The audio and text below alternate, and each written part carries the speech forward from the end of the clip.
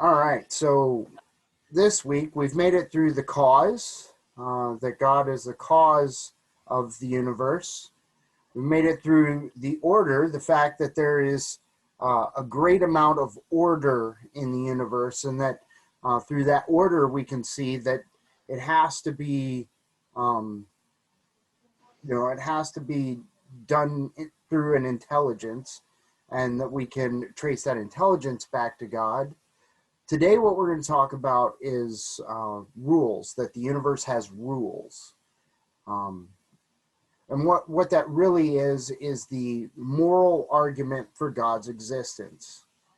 Now, Paul writes in Romans 2,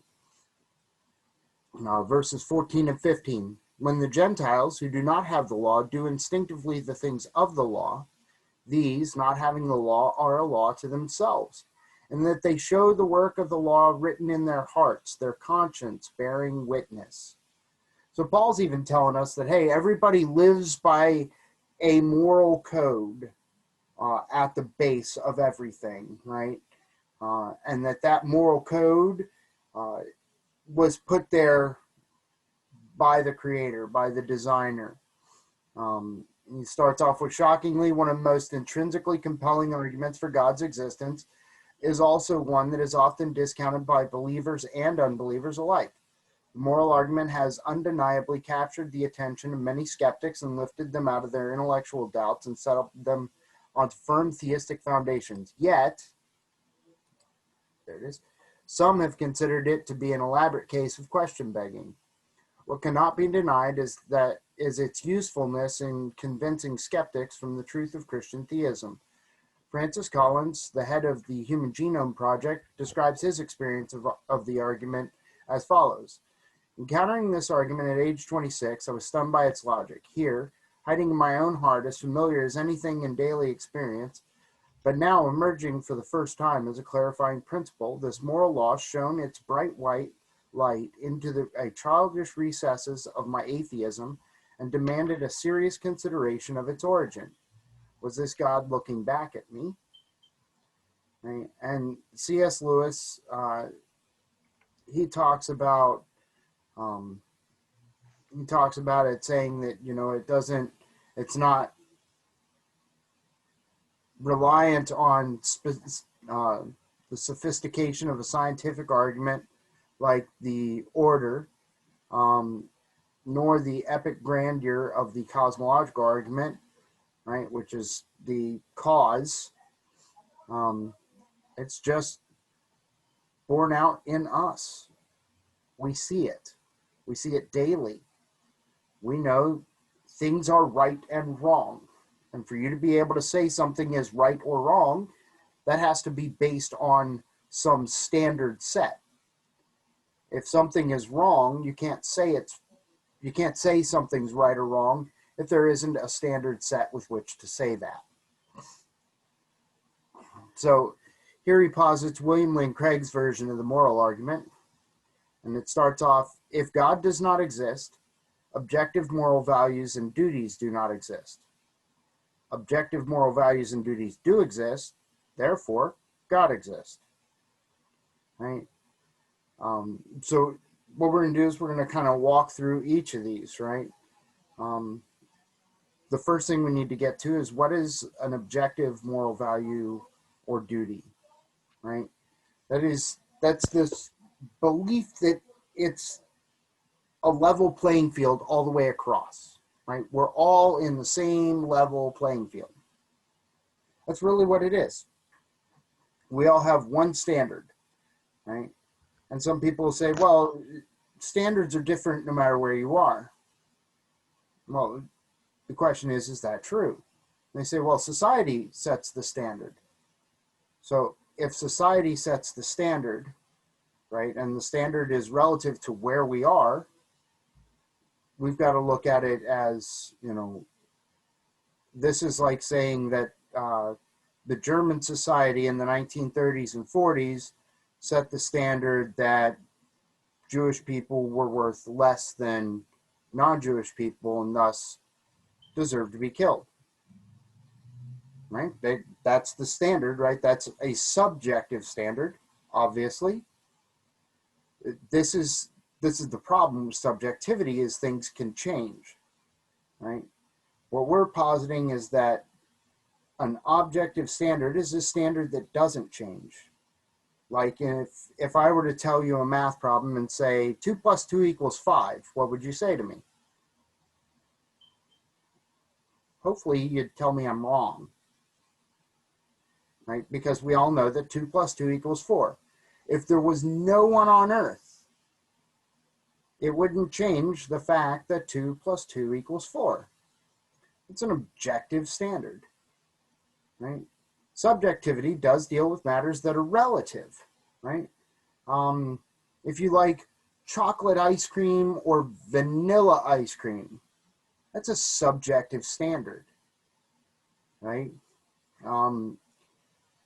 That's an opinion.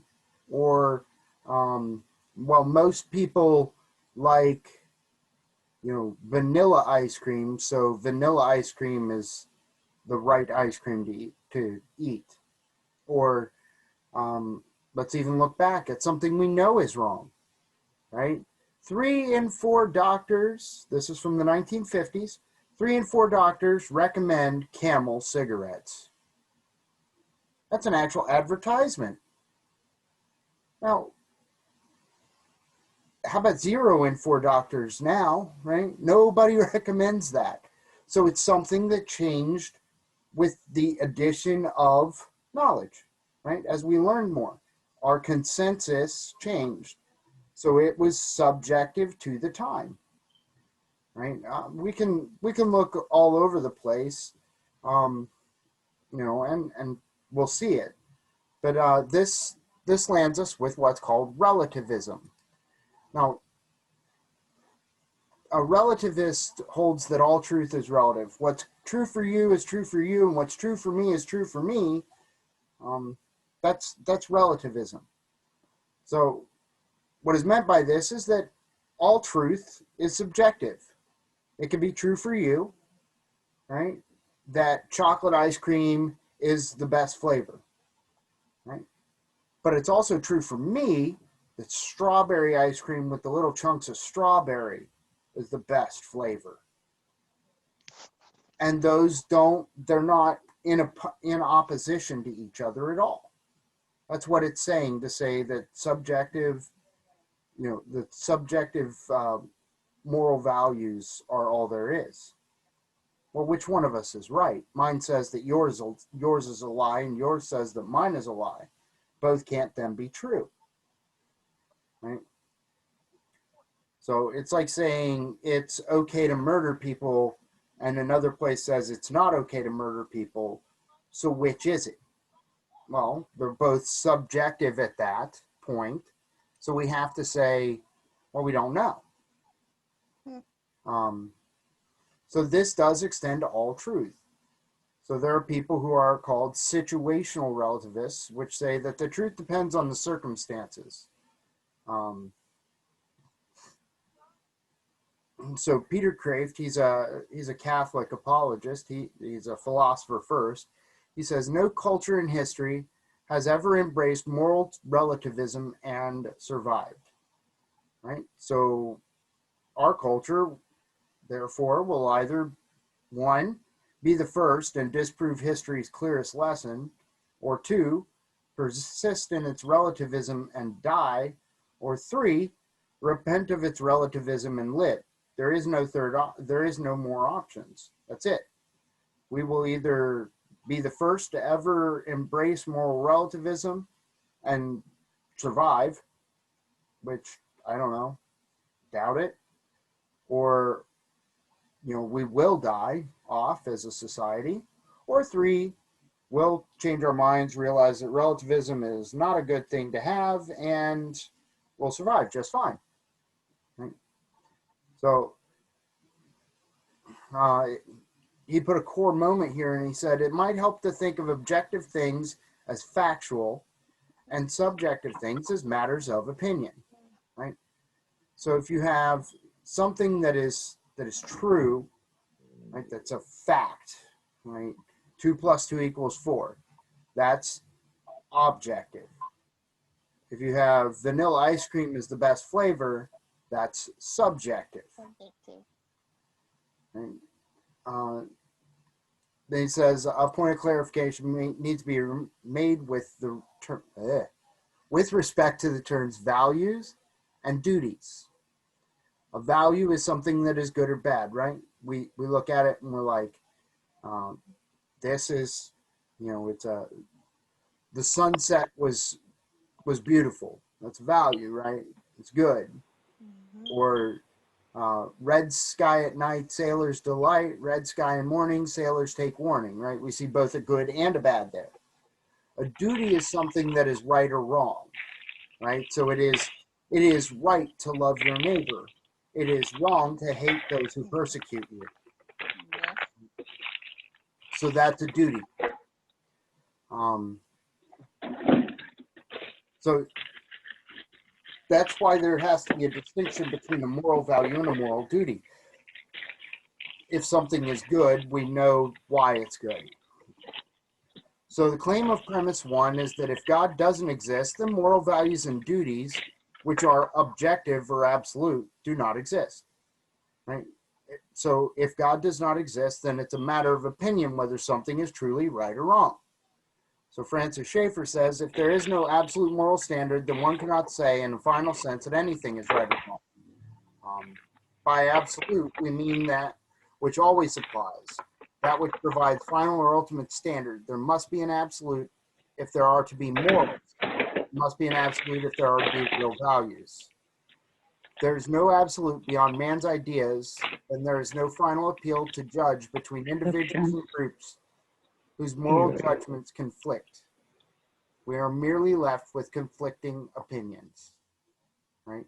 So if there are two opinions and they're in opposition to each other, right, then it's subjective. So the question is what higher authority would we appeal to in making a claim that it's wrong to murder, rape, steal, treat others unkindly, right? Some people will point to the government, right? So one government's edicts or laws will not do because they represent the subjective decisions of a nation or those leaders, right? So the laws in one nation can and often do differ from the laws of another nation, right? One point that I can use is if you're on a boat, right, in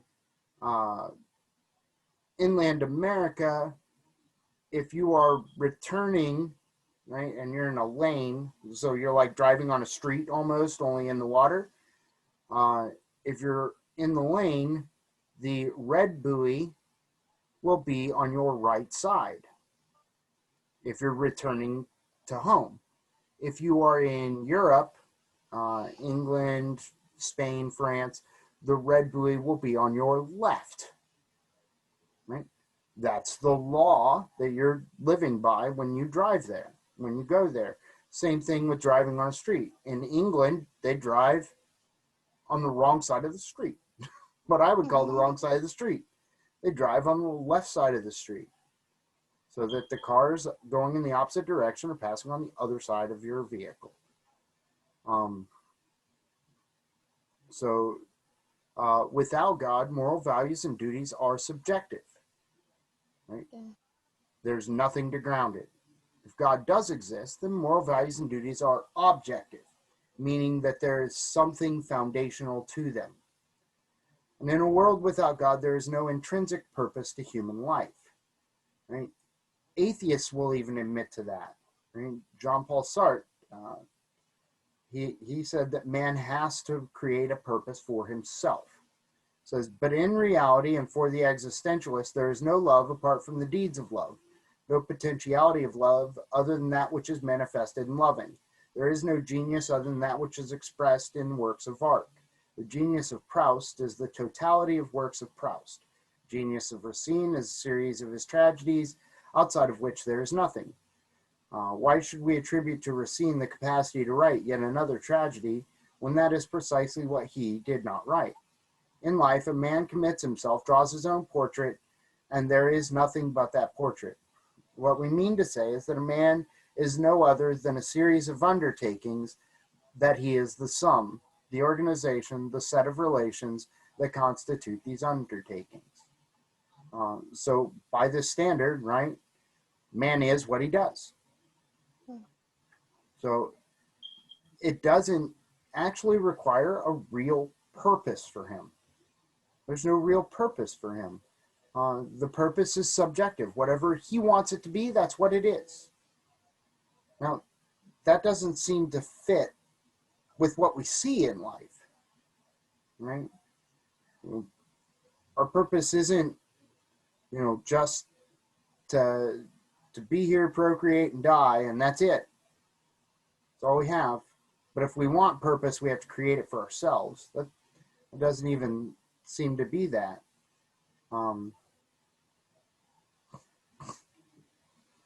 Fyodor Dostoevsky said, if there is no God, all things are permissible. Which kind of goes against what Friedrich Nietzsche said when he said God is dead. So ultimately, the truth of atheism will mean that we may only properly refer to man as liking kindness or disliking murder. We can't say that kindness is good or murder is wrong. This strikes people as terrible, as it should. We know that the Holocaust was bad. We know that, Stalin killing, tens of thousands of people in the gulags in the Soviet Union was bad. We know these things to be wrong. So if we can say that something is wrong, that means that there has to be a right. If this sounds complicated, it's not. It's either your opinion that torturing children, stealing, and murdering people are morally wrong, or it's a matter of fact that they're wrong. God doesn't exist, then it's only a matter of opinion. In other words, when you say it's wrong to steal, I can always say, says who? Problem is that we all know those things are wrong and other things are right. We know it as a matter of fact, but if it's a matter of fact, then God exists. That's basically all we're saying. I watched a movie once called The Time Changer, and it's kind of about the advent of this, we can preach Christ but never speak his name kind of thing, right? Let's live by the morals instituted by the Bible without ever talking about where those morals come from. And, we see what happens when we do that, and we've seen it, in the last century in our movies and our TV shows and our music and all of that. We see this pulling away from God and who God is, and this saying that, we can be the center of what is right and wrong. He can, and that's, that's not the way the Bible's written, right? The Bible is clear that God is the center of right and wrong. He defines it, not because what he says is right or wrong, not because it's right or wrong, and then God says, oh yeah, because that's right, it's right. Or because that's good, it's good. No, God is good. And because God is good, anything that is not good is an absence of God. And that's what Augustine told us. Yes. And that's the 4th century. Now, what he writes here is, he says, what I'm not saying is that we should believe that God exists just because of how awful it would be if morality was subjective. What I'm saying is that our certain knowledge that acts like the Holocaust are deplorable and acts like building wells in Africa are admirable is clear evidence that morality is objective. And if it's objective, God exists. This sort of knowledge is wired into us. It's not wired into the animal kingdom. When a snake devours a mouse or a black widow cannibalizes her mate, we recognize that the predator devoured its prey. We would never say that it murdered its prey, right? Forced copulation occurs with great regularity in the animal kingdom, yet no one charges the male of the species with rape. that's because mankind recognized that morality is a special aspect of humanity, right? Which is, it's not binding on other earthly beings. And all that shows is that there is, there's truth to to moral objectivity and the existence of God from whom morality springs. So some of the objections is can't culture decide on moral principles that we then consider objective? That would be great, but the problem with that is that when we as a society consider our moral principles to be the baseline for moral principles, we end up with problems. And the big problem that we have there is, like we brought up with Germany, right?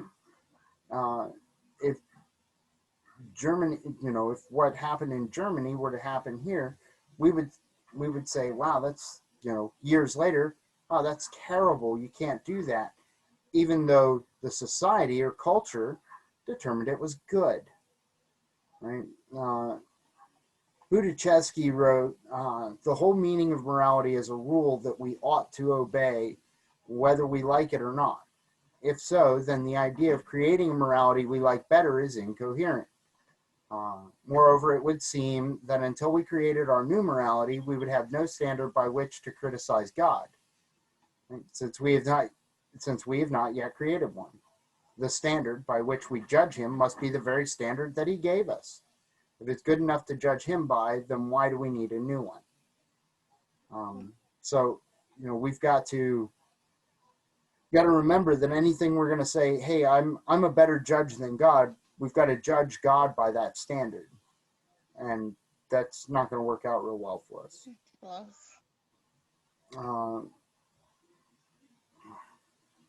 Let me point out, what if extreme Muslim fundamentalists succeeded in overthrowing the Western world's major powers and instituted their view of morality as law, right? So it would then be, by this definition, objectively morally right for women to hide their faces, for all to worship only Allah, and put infidels to death, right? These would be things that are considered good.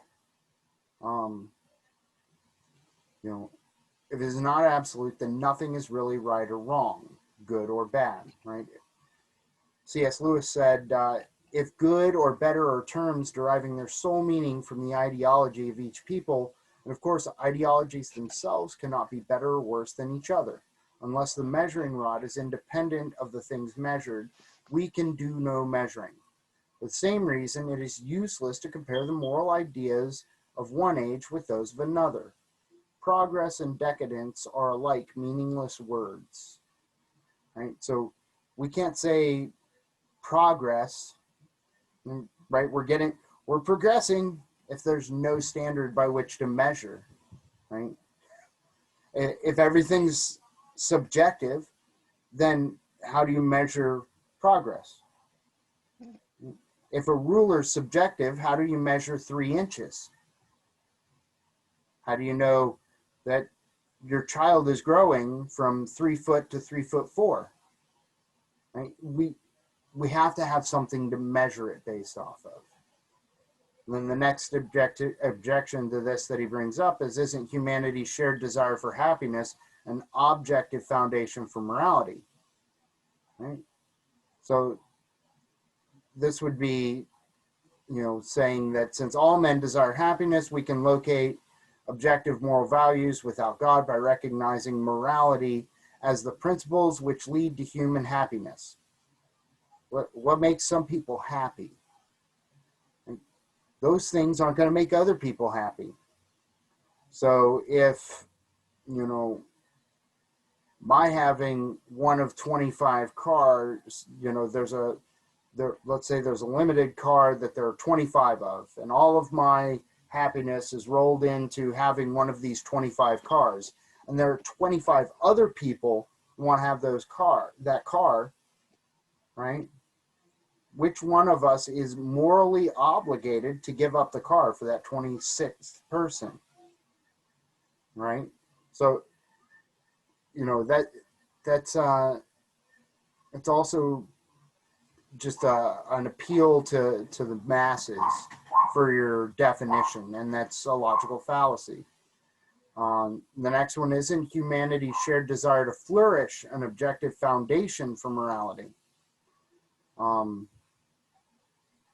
you know, differing slightly from previous objection, this idea recognized that men find happiness in diverse and conflicting ways. Instead, it refines the notion to an understanding of objective morality based on how humans might best live in harmony.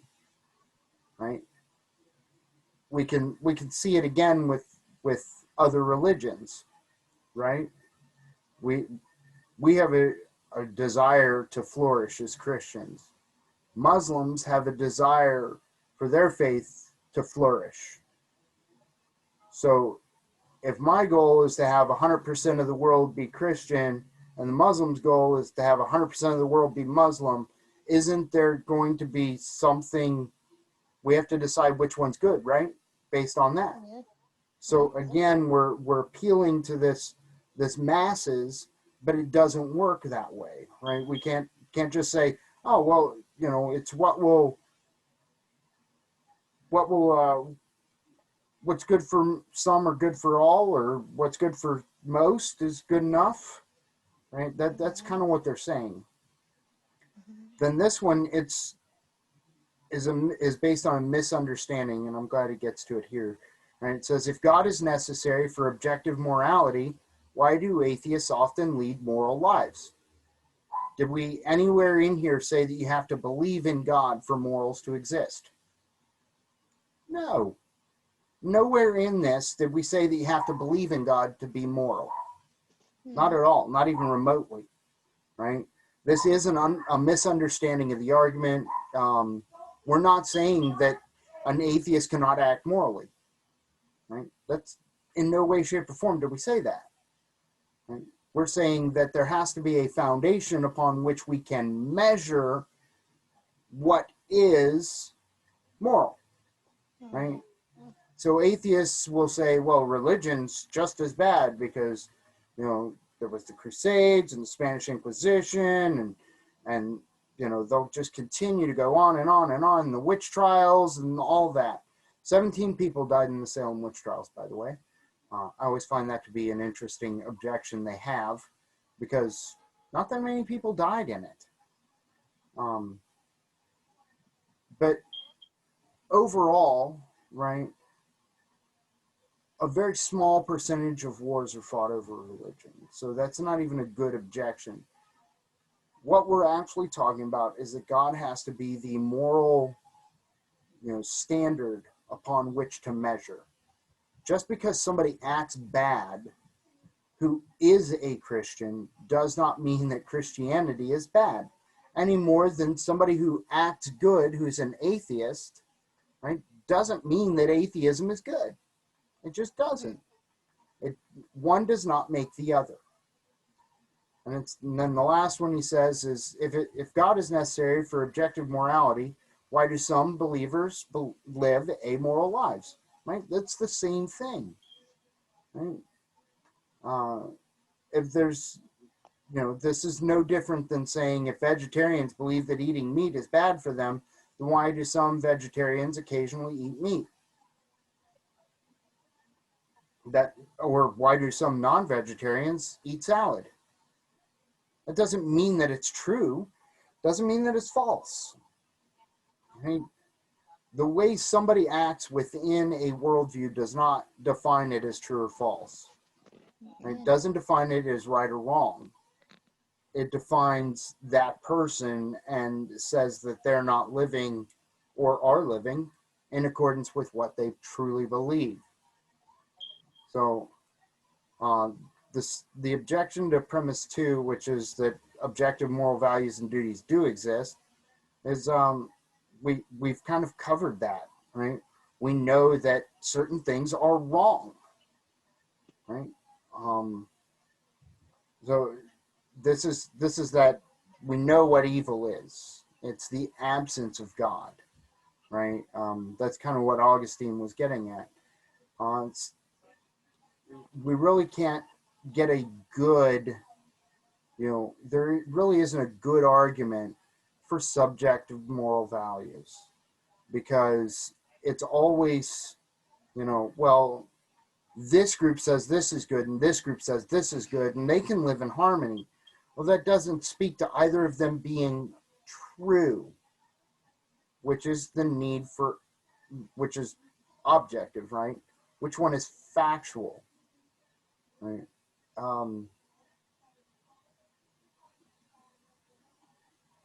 This is what's called a red herring, right? Well, we're just going to throw this out there or that out there, and we'll see what happens with it.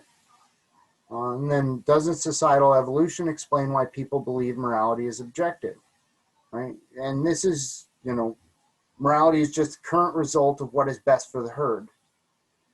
As the idea goes, throughout the evolutionary process, our ancestors began to function in a way that would foster survival.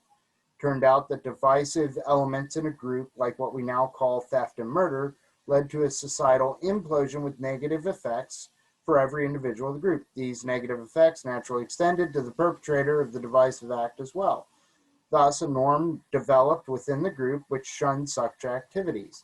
As this sort of thing continued and became more refined, the negative feelings attached to the self-destructive tendencies became more entrenched in the cognitive processes of the mind. Likewise, that which was good for the group, such as the interest in mutual progress, also became part of the human psyche. Ultimately, the values and duties that humans express today are, therefore, a result of the evolutionary process in a certain sense. And this is what was good for the herd is what we call morality. Right? So this is an attempt to ground human morality in the realm of science. This Sam Harris, he wrote a book called The Moral Landscape. He argued that morality is not necessarily subjective on the level of one's favorite flavor of ice cream, that it really isn't entirely different either. And that this can be explained and gauged scientifically. And it's, what he's doing is that he's creating a new subjectivity for it. Right? He's making it, well, it could be this way or it could be this way, but we're gonna just go with that. He writes, or it seems to me that there are three distinct challenges to his thesis that's been put forth thus far. There is no scientific basis to say that we should value well-being or own anyone else, our own or anyone else's, right? Hence, if someone does not care about well-being or only cares about his own and not the well-being of others, there's no way to argue that he is wrong from the point of view of science. Even if we did agree to grant well-being primacy in any discussion, it's difficult to or impossible to define it. So we can't even define what's good. One final response is important for understanding moral argument in a robust way. The objectivity of morality is a different subject from the discovery of objective morality. Just as humanity progressively discovers objective mathematical truths, right? They're still developing math every day. This does not mean that objective moral truths change. The mathematical principles were always present and true as man refined his understanding of them. Right? So we're catching up to the laws of mathematics, not the other way around. The laws of mathematics aren't catching up to us. Right? We're kind of trying to figure it out as it goes. It doesn't mean that the law just started to exist once we discovered it. So in Plato wrote a book called Euthyphro, right? Now, Euthyphro has a dilemma. Socrates asks the character whether something is good because it is loved by the gods, or if it is loved by the gods because it is good. So ancient philosophers always point to this as, one of these two has to be right. If the good is good because God loves it, then we have a form of voluntarism, meaning, it was good and then God loved it, right? God decided on his moral framework. We view that God is good, not that he loves good, right? He doesn't just arbitrarily decide on goodness. He's the standard of good. And if God loves the good because it is good, then there must exist some higher authority to whom God himself must conform. So we see a problem here, right? It's either loved by the gods, it's either good because it's loved by the gods, or it's loved by the gods because it's good. Problem is this is what's called a black and white fallacy, false dichotomy, or even bifurcation, which is, I guess, the more philosophical term for it, right? The problem is there is a third option. So if the good flows from God's very nature, then he neither arbitrarily commanded it or recognized it as an external phenomena. It springs forth from the very being of God. And it does resolve the dilemma and make for a view of morality that is truly objective. Right? So now what is the argument really saying? Right? You know, the argument really says that if objective moral values and duties do not exist, then God does not exist. That's it. If things are not factually right or wrong, then God does not exist. But things are factually right and wrong. We know that. In our everyday dealings, we see that every single time that something is right or wrong. You know, you could set the argument up by asking things like, do you agree that some things are really right and other things are really wrong? Right? And this is kind of more of a how do you use this? Are some things really right and some things really wrong? And if they say yes, then you ask them if that's a matter of opinion. Right? If they say no, things aren't really right or really wrong, ask them if 2 + 2 = 7 is right or wrong. Right? You could use 5 as well, you know, something that's not true. Right? Is 2 + 2 = 5 right? No. You know, if morality is not real, then there's no difference between Adolf Hitler and Mother Teresa. That's factual. Right? So we can see that, you know, just asking that simple question, you know, is something really right or really wrong? You believe that things are really right or really wrong? You know, that makes them actually think about it. And then you say, if something is really right, it has to have a standard to be measured by. And that standard is God. Right? Yeah. It's truly within the realm of possibility for a wide demographic to understand and use this kind of simple version. Right? We need to be prepared to answer questions, right? You know, why do you think it's true? Well, you know, because it's factual, right? And then some of the questions he asks are, what's the difference between objective and subjective?